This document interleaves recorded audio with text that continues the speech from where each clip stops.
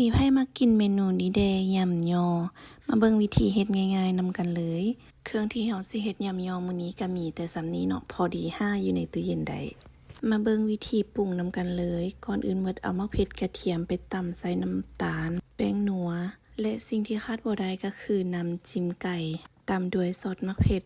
และน้ำกระเทียมดองหลังจากนั้นก็เติมด้วยน้ำมะขามเปียกที่เราแช่ไว้พอดีมื้อนี้ลืมซื้อมะนาวมาก็เลยได้ใส่น้ำมะขามเปียกแทนแต่ว่ากระแสไปอย่างหนึ่งมาฮอดขั้นตอนนี้ก็ซิมเบิ่งเลยคันถ้าบ่พออันใดก็เติมใส่เนาะหลังจากซิมไปแล้วรู้สึกจางนิดนึงก็เลยเติมน้ำปลาหลังจากที่ซิมรสชาติพอใจแล้วก็เติมเครื่องทุกอย่างที่เราเตรียมไว้หั่นลงไปก็จะมีแครอทหัวบัวใหญ่ผักสะเนลี่แล้วก็มักเล่นน้อยตามด้วยเห็ดหิมะข้าวเห็ดหิมะข้าวเนี่ยเอาไปลวกก่อนเด้อหลังจากนั้นก็คนทุกอย่างให้เข้ากันตามด้วยหมูยอของเฮา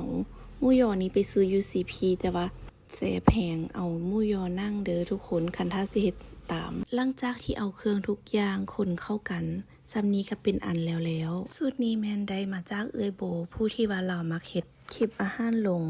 ไปเบิงซองเพิ่นเราเป็นตาแซ่บทุกเมนูเลยตามเอื้อยเพิ่นเกือบทุกคลิปเลยคนนี้ยังทั้งงามทั้งเก่งและเอื้อยเราก็เป็นแรงบันดาลใจในการเฮ็ดคลิปของค่อยมาฮอดขั้นตอนนี้ก็เกี่ยมตักลงจานพร้อมเสิร์ฟเป็นทีเรียบร้อยน่าแซ่บสุดๆเลยทุกคนมาเด้อมาซิมนำกันอยากให้ทุกคนลองเอาสูตรนี้ไปเฮ็ดเบิ่งเด้อรับรองว่าแซ่บแน่นอน